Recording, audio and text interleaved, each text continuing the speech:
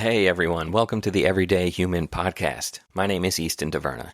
Each day I'll share a reflection written by me and inspired by literature, poetry, music, movies, video games, and more. And after that, I'll share a prompt for you to write your own reflection. Together, we'll explore what it means to be human. Every month, we'll walk a new path, taking a look at life, death, the universe, and everything in between. Thanks for coming along. I'm glad you're here. For more, visit eastontaverna.com or join me on Instagram at _everydayhuman. It is May 23rd, and today's reflection is titled Action and Action. This one was inspired not by the Get Up Kids song from their 1999 album, Something to Write Home About, although I love that album. I recently got the vinyl of it, and I listened to it nonstop when I was in 8th grade, going into high school, and in high school, and in college quite a bit, and I'm listening to it a lot these days. Anyway, this one was inspired by a quote from Alfred Lord Tennyson's Idylls of the King, from Book 6, Merlin and Vivien.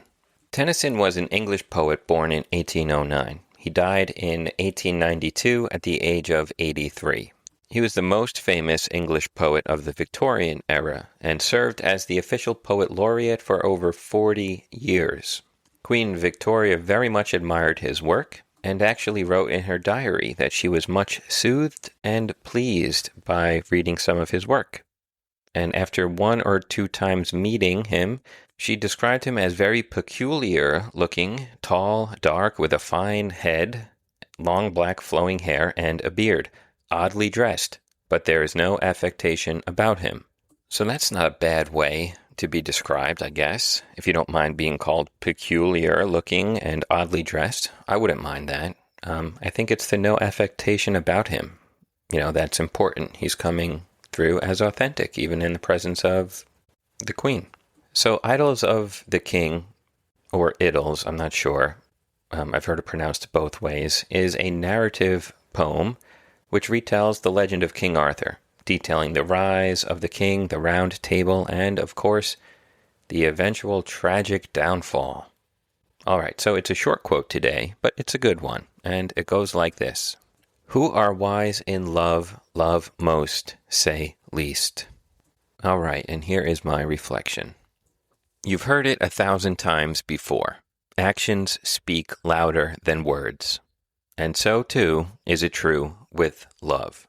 You can tell someone you love them until the end of time, but if your actions are not those of love, then what good are your words?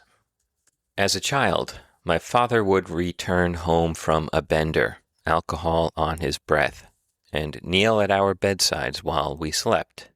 I would open my eyes, but not let him know I was awake.